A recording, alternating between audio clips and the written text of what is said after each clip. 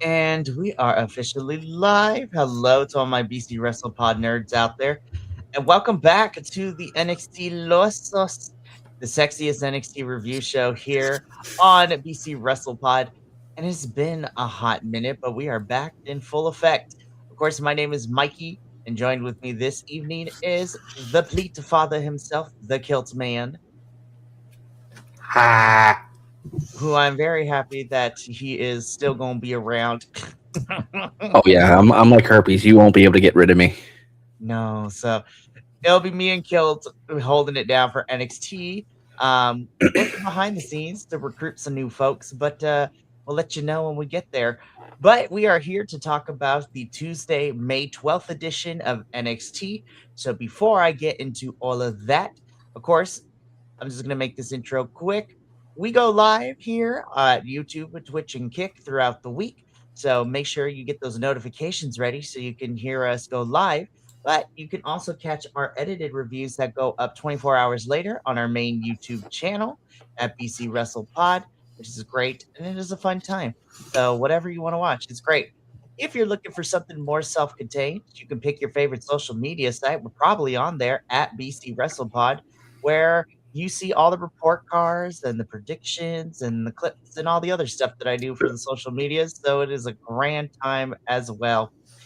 Of course, you can also support us by buying our merch, bcwrestlepodshop.fourthwall.com. And last but certainly not least, we have a coffee bot that will be popping up every couple of minutes in the YouTube and the Twitch chat to help us continue funding our shenanigans and our tomfoolery. But it is not necessarily because we know that economic times are a butt out here. So please donate if you can, but if not, just you giving us the watch hours is enough. Honestly, without you, we cannot do this, and I appreciate and love every single one of you. All right, let's get into NXT because we are in the midst of a I don't even want to say rebrand. We are entering a new era, is how I'm going to put it. We're entering a new era of NXT, of in the sense of who is going to be around over the next year or two. You know, we had a lot of people get called up. Supposedly, according to reports, we might be getting more call ups from NXT to main roster during the summer. But for right now, we have a really good crop of new kids on the block, a lot of European and international talent debuting in NXT as well. And we're going to talk about a whole bunch of them this particular episode. So, without further ado, let the trial commence. I did it better. I just swallowed a spicy ramen noodle the wrong way. Giggity. Anyway, Giggity. giggity. All right, let's get into this. So, we kick NXT off this week with a tag team match. Of course, this is our women's NXT North American champion, Miss Tatum Paxley, Miss Tatum Ta, teaming up with the incredible Lizzie Rain, and they are taking on the team of Nikita Lyons and Zarya. Um, Nikita Lyons coming out full Catwoman cosplay with this lion mask is great. Loved it. Fantastic. Um, I really enjoyed this. This was a lot of fun. I think these four, I think, are going to be really fun for right now in the mid card division, and I'm kind of here for it. I love Lizzie Rain. I have known her in her former life as Rain Leverkusen over in the Indies of the UK and Progress Wrestling. Hell, she was a former Progress Women's Champion, which we love to see, and that was recently too. Really also fun to see Zarya, Nikita Lyons, like, in the mix of all this. I thought this was a really fun match, and I will say, I am still loving Lizzie Rain's finisher because I am a sucker for unique finishers, and Thunderstruck is fantastic. And you know what? Good on Tatum and Lizzie for picking up the win here after Zarya walks out of Nikita, which essentially leaves her to fend for herself, but she's overwhelmed. Anywho, I like this match. I had a good time. I thought this was a fun way to open up the show. Kilt, how did you feel about the match? And overall, how do we feel about, our mid cards division so far, looking with these four kind of going to be running around it? I'm enjoying what I was watching last night. Zarya still showing strong. still showing the after effects of the feud with Sol Ruka, and the I want to be by myself, leave me the fuck alone type of mentality. Um, Nikita did a great job. I loved the extra, the over the topness that she had. Lizzie does need some work on her promos, I think, and just like a lot of her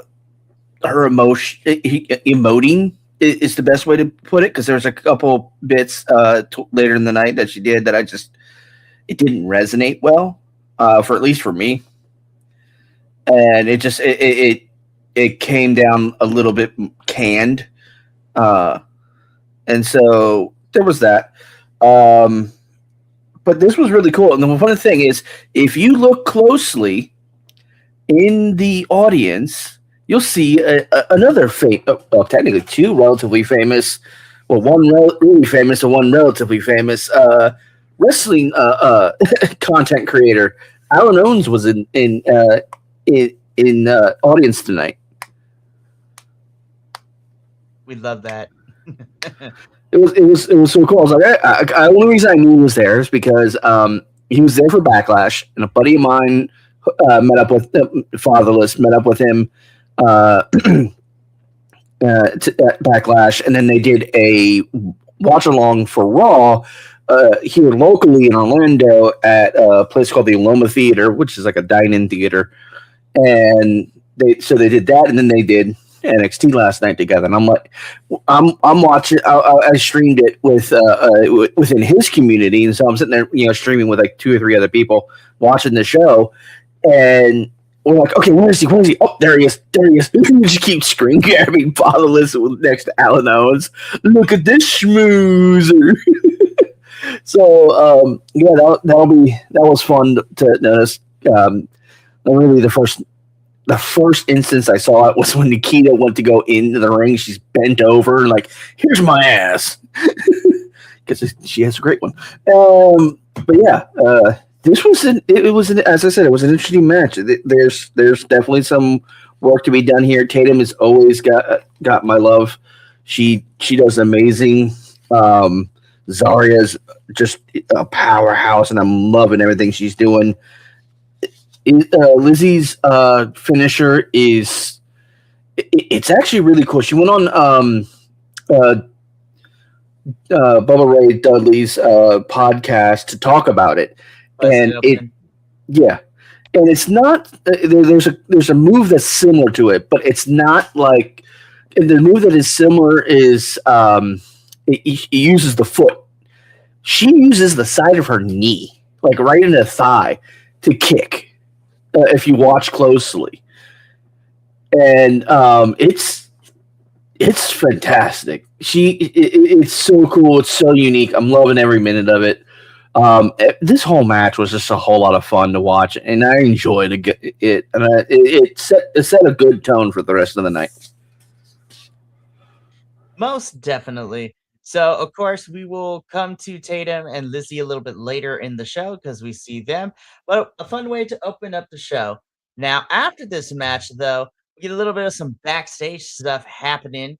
Of course, we have Ren Sinclair and Kendall Gray talking about Ren's match with Kalani Jordan later on in the night, and how L- Ren tells Kendall that she needs to focus, and then Lola comes in. Her and Kendall have a little bit of like friendly banter slash friendly beefing, but then again, like I said, Ren tells Kendall that she's gonna need to focus before she can get a chance back at that women's championship. To get a chance at it, she's gonna have to get through Kalani and make sure she wins tonight. So the NXT women's division is on and popping. We are having some folks around Lola's title. And yeah, so we're setting some things up in both women's divisions, which I love. So more on Kendall and Ren and Lola a little bit later in the show. Alrighty. So Kilt Man, Mr. Fleetfather, was very excited when this person debuted not too long ago, and now we get the in-ring debut. I mean, Mr. Hold on, let me interrupt. But I think we all were excited for him. Well, were you not excited for the Evil Incarnate to be with NXT? Well, okay. Let me get through the match, and then I'll give my thoughts first. Okay.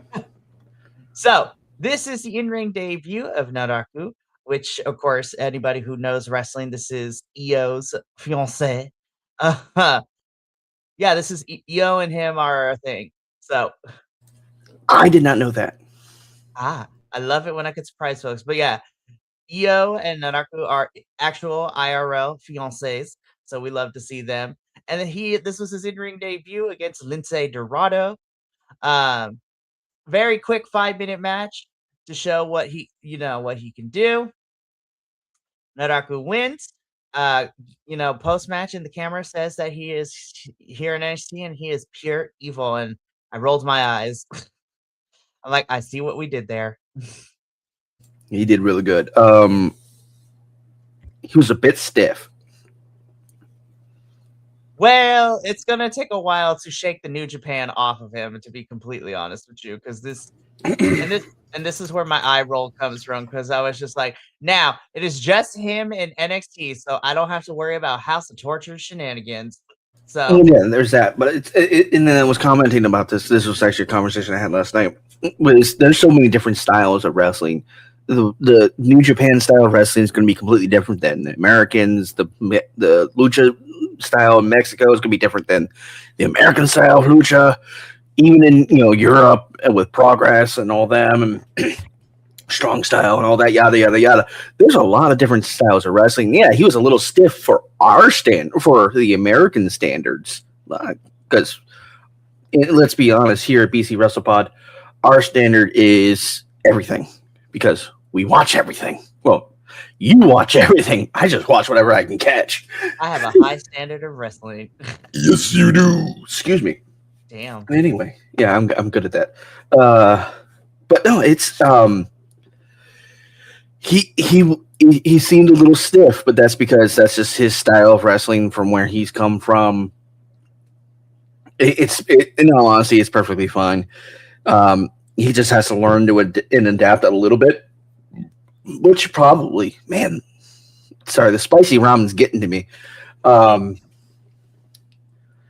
so it's going to be a great time for him. I'm absolutely loving everything that he's doing. This match could have been better staged with someone else, because you're putting someone that's more of that has the New Japan style of wrestling against a proper luchador, and I'm like, that it doesn't seem the matchup didn't seem to fit personally. Like, it was still a great match. I still loved it, but I felt like if you thrown someone else in there, like if you had maybe thrown, I don't know, Josh Briggs or who else is good? Yes, Rick. I too want Kyrie. We all do. But it's kind of.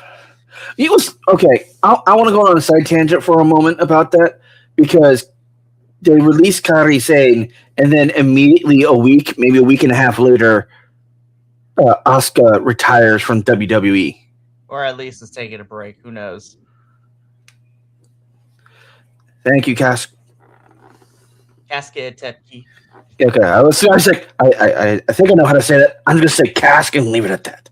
Anyway, because I don't like fucking up people's names. That's rude.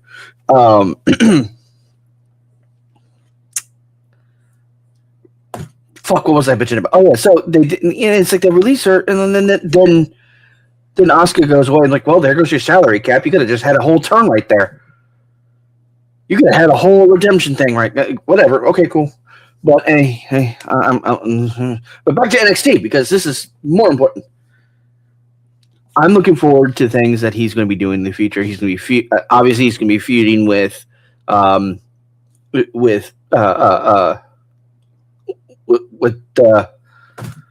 Tony D'Angelo. My brain kept trying to say Tony Saints for whatever reason. Not Tony Saints. Yeah, I know. Um, Like, yo, Rick, I agree. They should have at least let Kyrie finish the storyline. I agree. It should have been. Unfortunately, we have what we have, and now we have We what we almost, have. we unfortunately have to move on with our lives. Like we Yeah, have to move on with our next segment. I was going to say this is going. Our next segment is going to be great too. Is it though? It is actually because I like all four of these gentlemen. So backstage, we get Sean Legacy, EK Prosper, and newcomer to NXT, Mr. Tate Wilder. Yes, that is his name. Um, and they are preparing themselves for their match against Birthright coming up very soon. And then in walks in Mr. Dorian Von Dukes, aka formerly known as Mike DeVecchio, Mike D. And he says that he will be back in NXT. He just needs to wait one more week, and then he is back in this NXT locker room. And he wishes the team of Legacy, EK, and Tate to kick the Birthright's ass as they all head out. And I'm like, I like Mike D. I'm hoping he gets more screen time in NXT because I think Mike DeVecchio is a really great wrestler. But I really do like all of these four here, both Mike D and our evolved individuals or formerly evolved individuals because now they're in NXT full time. Tate is a unique person. I love him. He's great. I was enjoying watching him, and I was enjoying watching when he was on Evolve. Well, let me be clear. I was enjoying watching him when he would do the dark matches before NXT, and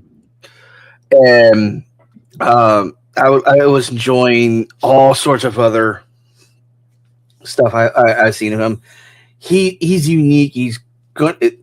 So with what Tony with Mike D coming back next week, I'm gonna be in for a good show if I get to go. Just based off of what I remembering, this was an interesting match to say the least. I know we haven't gotten there yet. But yeah, I'm still hung up on the name change for Eli Knight. I don't like it. I know, friend. I know. But like everything, we just kind of got to roll with it. Alrighty. So we're going to talk about these boys a little bit later. Yo, if they pair Natty up with Jada Parker, I'm kind of here for that because Natty is giving an interview for LFG because she's on season 3 of LFG. And Jada Parker's like, yo, girl, let's talk. And Natty tells her, if you want to talk, then maybe you should get on season 3 of LFG. I'm like, damn, Natty. Anywho, very interesting that we are, putting Natty and Jada together in this storyline. So I'm like, okay, let's see where it goes. Yeah, this is weird. Miss Parker, soon to be Miss J. Ooh, so that was I didn't like this. I honestly did not like the segment. It's to be honest with you, it felt really forced. It felt relatively disrespectful to the product they're trying to do with LFG, and to sit there and pick a fight right then and there while in the attempts to record something, it just did not. I didn't like it. I would love to see these two go after it, but yes, he be yeeting that every chance he gets. Because I would be too. Anywho, I would love. I definitely. I would love to see these two go at it. This kind of gives them a strong start, but it doesn't. It just felt really forced. It felt really. It just felt real disrespectful to LFG as entity within the WWE universe.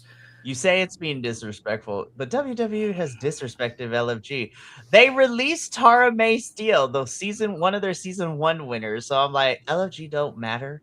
It doesn't matter to. It's still to me. It's just like you're trying to build up something. There's Yeah, too many crossover stuff. Like, so let's just stick to one thing. exactly. Well, with LFG, it's ridiculous because you want to throw them into NXT, you want to throw them into Evolve. You don't do anything for for the main side, obviously, because you don't want to put them up there. But like trying to mix a pot that is you know that doesn't look that's not like congealing well. No. So we'll see what ends up happening with Jada and Natty. We got to keep this going though, because we get into our second match of the evening, in which we were talking about. We have Sean Legacy, EK Prosper, and Tate Wilder taking on Birthright in the form of Uriah Connors, Stax, and Charlie Dempsey. Um, I can't believe I'm saying this because I still hate the name Birthright, and everybody in Birthright is a scrub.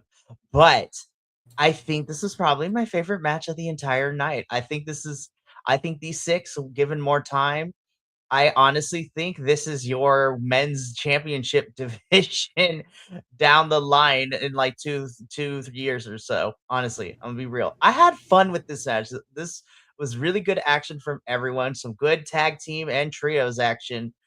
And Tate Wilder turning heel in the middle of his debut by telling Sean and EK he's got it, when in fact, spoiler alert, he don't got it, and he gets double kicked for the pin. Yeah, it's not really per se turning heel. At least I would say it was. I would say Metaphorically, yeah. metaphorically, yeah, but it's overconfidence of a rookie.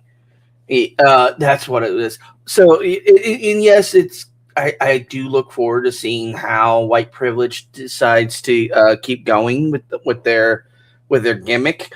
But honestly, they need a new name.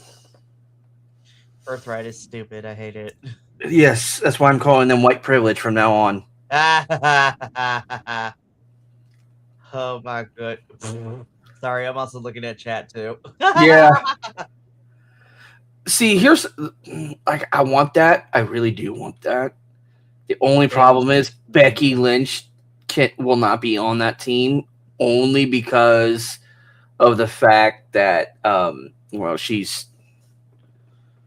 it's Becky Lynch. Like Rebecca Lynch. Yeah. Please. So look, I know you have a very cheesy husband, because his name is Kobe, which is no, Nicholas. He is in AEW now. Hi Nick, I miss you. David Finlay should have gone to NXT. Hey, you know what? He could have, but they weren't going to offer. But you know what? Now he's in AEW, so tough. Anyways, so Birthright wins again. I was entertained with this match. I think all six of them have some really fun stuff and a good future ahead of them. And Tate, we're going to see if you survive next week. We're going to talk about that in a little bit. Oh, that's going to be interesting. Right. So backstage, Tatum and Lizzie are bonding. Tatum is very thankful to Lizzie teamed up with her to take on Nikita Lyons and Zarya. And so Tatum offers Lizzie a chance at the NXT Women's North American Championship next week. So then, of course, in comes our favorite, dark web aficionado and expert of all bar trivia facts. Shiloh Hill comes in. Congratulates Tatum. Is very friendly with Lizzie. But Shiloh Hill is also here to deliver some facts about Mr. Tristan Angels. And unfortunately, Lizzie knows Tristan from back in the UK and is annoyed as all hell that he is here. And he is annoying. And Tristan walks in and he is annoying as well. And he says that next week he's going to show Shiloh Hill that he's better than him. And I was just like, all right, Tristan, we're going to see what happens. I've seen Tristan in a few of the dark matches before, because they did some of the Evolve taping, obviously before NXT a few times, as well as a couple other shit. I hate his gimmick. I don't like him. It annoys the shit out of me, and I can see this is where I said Lizzie needs a little bit of work on her promo, on her because at least especially her emotes, because she's trying to emote that she's annoyed but not pissed off, but not annoyed. Like it doesn't translate well because obviously it's an American to English type of emotation is a word, I guess. It is a bit difficult, a bit different. The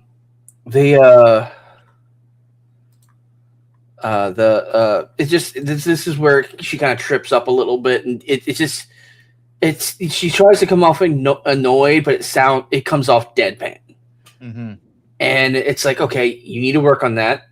That's great. I like that because it means you're going to try and improve later. Also, I want this Mr. NXT Universe fucking beauty pageant. Yeah. And you know who I want to win besides Shiloh Hill? Who? Tank. Oh my gosh, that'd be hilarious. I would absolutely love that. I would vote for that. I would be like, the whole way. Oh, Lord. Anyways, so it seems that we're setting up Tristan Angels and Shiloh Hill for next week. So we're going to see how that all transpires. But right now, let's get into our next part in which the Colleen have a meeting. Also hate this name, but Izzy is playing chess with Lola. And so Sean Spears gets up to leave, and she says, Nico, I need you to stay put real quick. And Sean's like, okay, I'll let you two get to it. And Izzy tells Nico that if Lola is watching that match tonight, then so am I, and basically tells Nico to be her backup for the night. I'm like, yo, Izzy is out here manipulating people, and we love to see it. I hated this. It is what it is. It is what it is, but it did show something interesting, at least on my end. The interpretation of him going, the fuck are y'all talking about? That's what I said. I was like, ooh. Are we teasing we're going to do our own thing and splitting? Possibly. We'll continue this development as we go along NXT. But right now, I love. He's big. He's bad. He'll body slam your dad. Mason Rook. So Mason Rook is in the ring, and he is here to officially sign his NXT contract, and cuts a bit of a promo before he does. If y'all have not seen Will Cruz's work in Progress or in Pro Wrestling Noah, it's like what he said in his promo. He's the best in any weight, not just heavyweight division, but any weight division. So Mason's cutting this promo. Tony comes out, and he's ready, looking for a fight to Mason Rook. But then Cam Hendricks comes out to beat up Tony, and we get a brawl.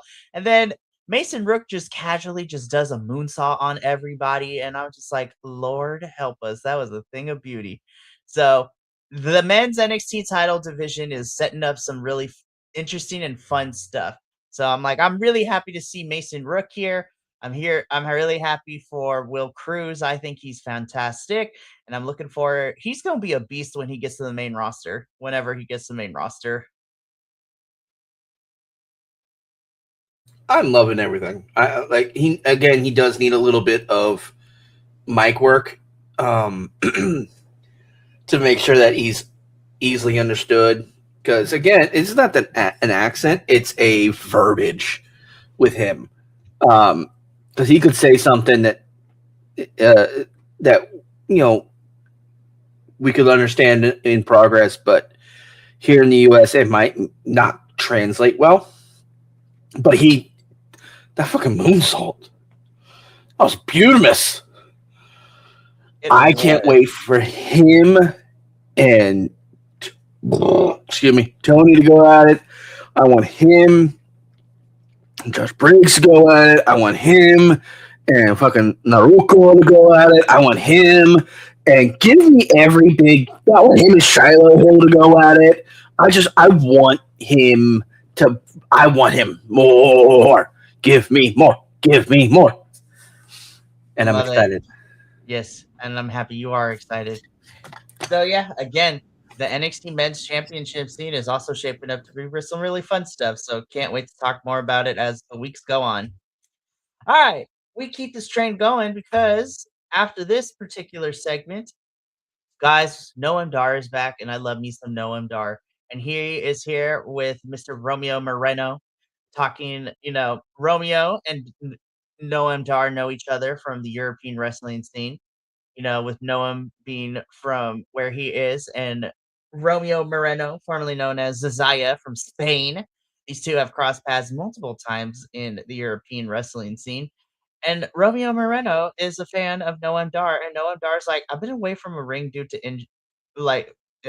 injury. I don't know if I have it in me anymore. So Romeo Moreno is hyping up Noam Dar, who is having a bit of a crisis of faith right now. We're going to talk about you a little bit later, Noam, and your actual match. But let's keep going because it was actually a really nice moment. We got to see a little bit behind the curtain of Out the Mud OTM and why they do what they do. I really did like this different take, and they're likable guys. I really do, and I was like, you know what? This was different. I wasn't expecting this, but honestly, I am okay with this because now I've liked OTM, but I was like, you know what? This is a different side, and I was like, I could get behind this. I'm cool with it. Like I like OTM. They're a good team. They perform really well, but they come off as freaking as a they come off like if you didn't before this, they came off really as a bunch of cholos, and not in a good way. They're really thuggy. They're really blah blah blah. And then this drops, and I'm like, all right, fuck you for making me like you even more. God damn. I was already behind you, but now it's mi corazón. It's from the heart. I'm like, I wanna be behind him. I'm really rocking with OTM after this. I was like, okay, y'all are cool, and we're slowly getting there. But I think this is definitely pivoted in the direction where they need to head that we've been talking about for like the last couple of months for them because they have everything there as a team. And since their return, like them helping out Joe Hendry and all that a couple months ago, they've been leaning towards more babyface. And I think this officially puts them more on the babyface track. And honestly, I'm okay with it. And I like that. And I would like to see OTM get these tag team titles sometime this year. But this was well done. I thought this was a really fun segment and definitely gave us a different light. And I'm all aboard on hyping up and supporting OTM in their tag team efforts because y'all made me love them after this. And darn it, what wrestling, you make me feel feelings. Alrighty. After this little sit down with OTM, we get into our next match, which is Noam Dar versus Jackson Drake of the Vanity Project. I thought this was a pretty fun match for Noam Dar's return match. Of course, the numbers game just becomes too much. As we have the rest of the Vanity Project, which includes, our NXT tag champs of Smokes and Baylor, as well as Micah Lockwood, who is now joined with Vanity Project. And Jackson Drake picks up the victory over Noam Dar. So I thought it's a match that served its purpose. I didn't like it because it didn't make Noam Dar look good. Like it made him look rusty, and I didn't like that. I didn't like, not that I'm saying he is rusty or it should have been that way. You could say it's rusty. He's been out for a year. Yeah, he has, and I understand that. But it's like I know he has probably been doing some training, probably try to get something in before this. It's just it makes him look weaker than he is, and I know he's not. In my heart, I know this man can perform because I saw it. I saw the wheels churning, and then it just was, oh well, we're just going to numbers game you, and I literally the entire match I was hoping someone would come out and take Noam Dar's side and take out the boys, and maybe someone come out and knock out Madam.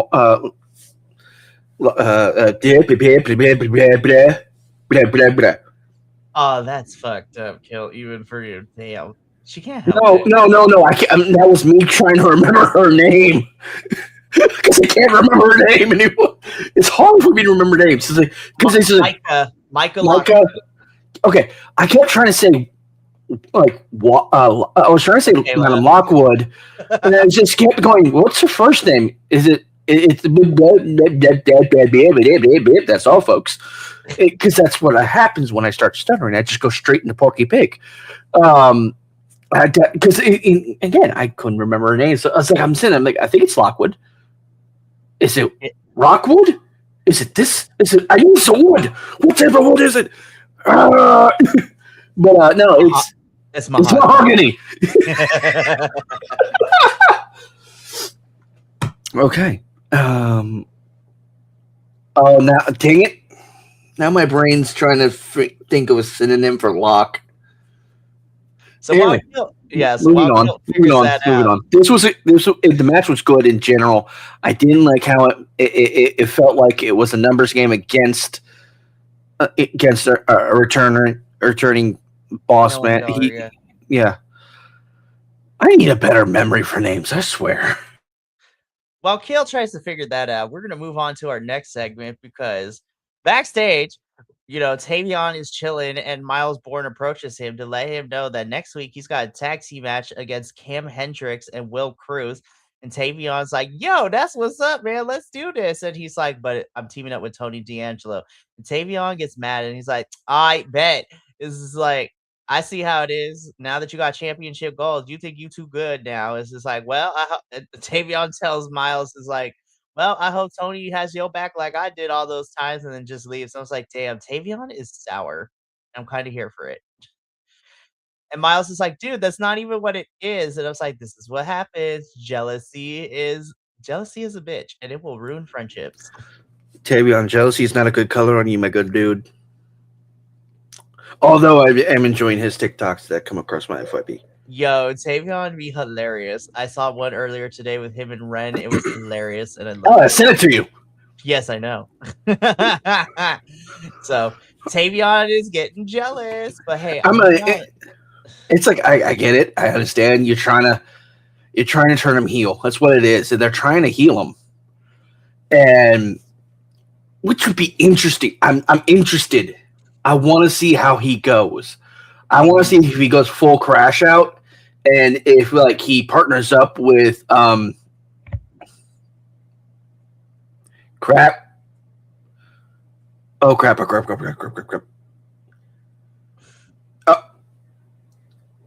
Moving on, because we're in the home stretch, so we're down to the last couple ones, and I'm fading, so we're gonna do this. Alrighty, this was a lot, but Dark State and Vanity Project go back and forth on the mic. We have Osiris and Mr. Country Boy himself. They're like, Cutler over here. They're like, we have a rematch for those tag titles that we never got, and we're cashing them in next week. But Osiris and Cutler turn to Saquon and Dion. They're like, you two are going to represent us. You need to get those tag titles back. Otherwise, Darkseid, we're going to have to make some changes up in here, which is forcing them to work together because Dion and Saquon have been at each other's throats. The Vanity Project boys try to jump them, fail miserably, and Darkseid is still standing after that failed attempt. So next week, we are getting Dark State which is going to be Dion Lennox and Saquon Sugars versus the Vanity Project boys. So should be an interesting match. Why do I want Dark State to win? Me too. I was like, y'all making me like Dark State, and I hate you for it, but I will take them over the Vanity Project boys any day. I agree. The Vanity Project boys are doing their job. Yes. I would like to foremost say this. Their job is to piss me off and not make me not like them. And they are doing it successfully. I fully want to. Good job, boys. But fuck you. They are very talented in the ring, and they are annoying as hell, and they have done their job successfully. So that is set up for next week. We also got a lot backstage because Robert Stone wants to talk more with Nanaku as one later. Then in the office, we have Will Cruz and Cam Hendricks. Yo, Cam's like, yo, Robert Stone. It's like, I heard we put tag team match. Man, I ain't trying to do all that. And Will Cruz is like, hey, sometimes we need to make noise. So we're okay with this tag team match. So that's happening. Then Tate Wilder comes in and talks about, he got the L, but he's raring to go. He wants more action. And then this is where Keanu Carver walks in and is just like, yo, Robert Stone, what did I tell you? I don't want to do no more sit down interviews. And Robert Stone's like, can't. He's just like, dude, Keanu, your your interview went great last week. And Tate's and Robert Stone turns to Tate and he's like, hey, Tate, you said you want a competition. How about you and Keanu next week? And Tate just looks and he's just like, bet, I'm excited. See you next week. And Keanu is just like, I bet. And then I laughed at this last part though, because Keanu turns to Robert Stone and is like, does that kid have a death wish? And then we cut, and then that's how the scene ends. And I was like, yes, Keanu, I'm here for that. I was laughing at that part. So there's a lot that went on in this backstage segment. This was Tate's gonna so. die. I'm sorry, Tate, but you signed up for it. Like, Tate's gonna die next week. hillbilly, you going to get bye. Keanu is Rest in pieces, because Keanu's going to take you. It's gonna be fun. I'm excited. Can't wait. Like I said, I've been warming up to Keanu, so I'm excited too. Like, if he stays this understated with how funny he is, it's like, does that kid have a death wish? Like, I need to see more of that. I need to see more of his comedy coming out. Deadpan and be like, all right, what the fuck?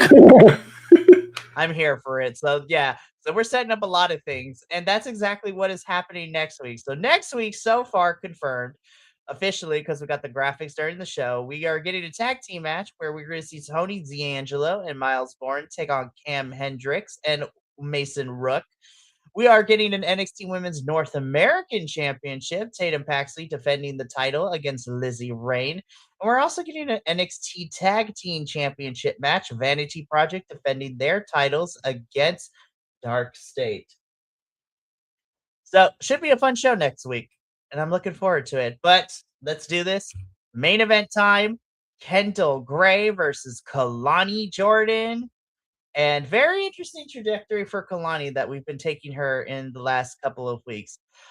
But ultimately, this was a match to serve the purpose because Ren was out here supporting Kendall, and Kalani and Kendall were going back and forth. But then, of course, we got Izzy Dame and Lola Vice coming out, and like everybody be brawling on the outside. Kendall gets worried for Ren, which allows Kalani Jordan to sneak the win for herself. And your winner and victor of this match, due to distraction, is Kalani Jordan.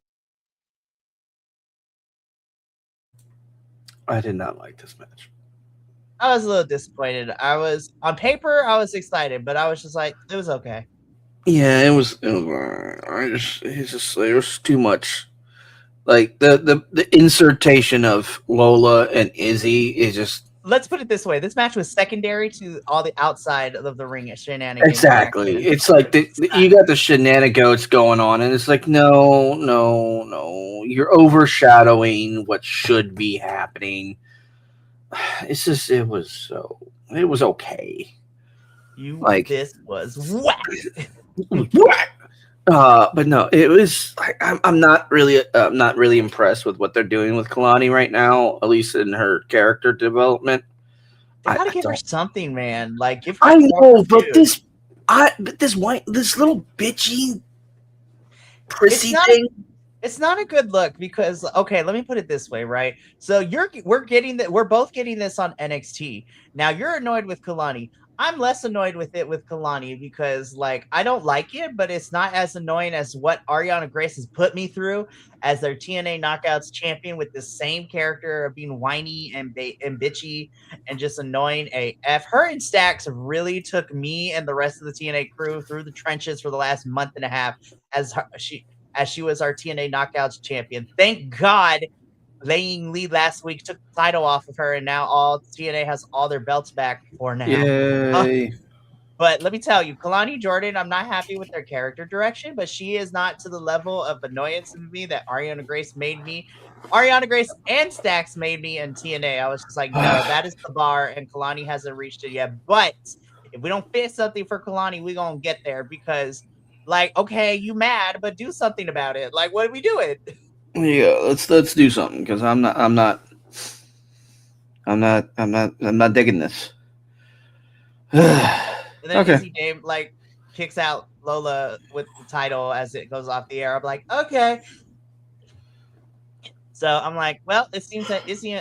I also don't like how Izzy keeps getting the one up on Lola, whether it is like not in the ring or like the mixed tag team where she ended up losing the match with her and Mystery Iguana losing to Izzy and Nico. Um, and I'm almost like, you make Lola look like a weirdo here and making her look like a chump. And then like I'm not and then she gonna beat Izzy eventually. I was just like, that's weird. But whatever. That was our main event. It was outside this match was secondary to what was going on the outside, and I don't like that. Like I like these two. I think Kendall's great. I think Kalani is great. The match should be the primary focus with the accents of what's going out on the ring. But the match itself played secondary to what was going on, and that is how NXT goes off the air this week. So overall, I thought this was a pretty fun episode. I did give it a B for our report card, stating that there was some really fun stuff, including the in-ring debut of Naraku, and then Will and Mason Rook being here, as well as seeing more Cam Hendricks and Tate Wilder, and lots of new international and Evolve folks. And we are setting ourselves up for hopefully what is going to be the summer for NXT of what we're getting. Also, we didn't have a show last week, but I also want to make this announcement here that, in terms of NXT news, NXT PLEs will now officially be on the CW when we get them for the starting this year. So the CW will host the pay-per-views, the PLEs for NXT, and that is all going to be starting with Great American Bash in July, is what they reported. Don't know the date for Great American Bash yet. And I was just like, oh God, here we go. But yeah, so CW is going to have all the PLEs for NXT moving forward, starting with Great American Bash in July. All right. That is going to be it for us here at NXTilosos. We will be back next week to talk about more NXT and see how our matches go, especially our Women's North American Championship, our tag team match of Tony D'Angelo and Miles Bourne versus Cam Hendricks and Mason Rook, as well as our NXT tag team title match with Vanity Project versus the Dark State. We got one more thing for this week. Later on, in about an hour or so, I will be back with Papa Oso, or at least I hope so. We'll see what happens.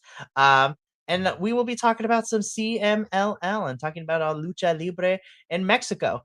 Oh, while this is not NXT, I can also properly officially announce that we are adding a new promotion into our many plethora rotation as if we don't already watch enough too.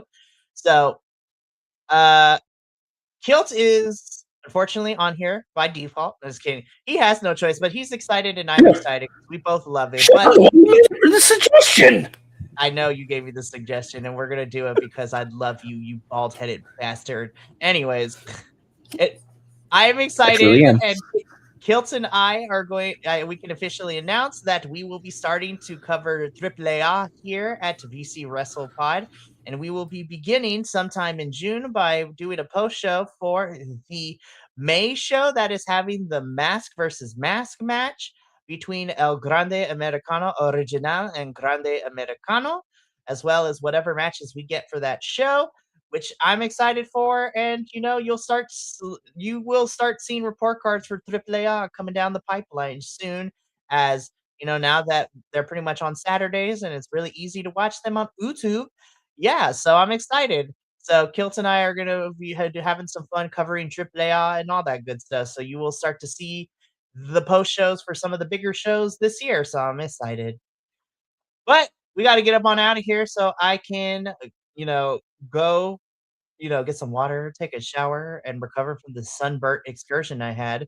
But thank you so much for tuning in from all of us here at BC WrestlePod to you at home. Remember, take care of yourself, love one another, stay iconic, and more importantly than anything, you always deserve to finish your story. I'll see you later for CMLL in about an hour and a half. But until then, sayonara, adios, and until next time, peace. Please, Sprinkles.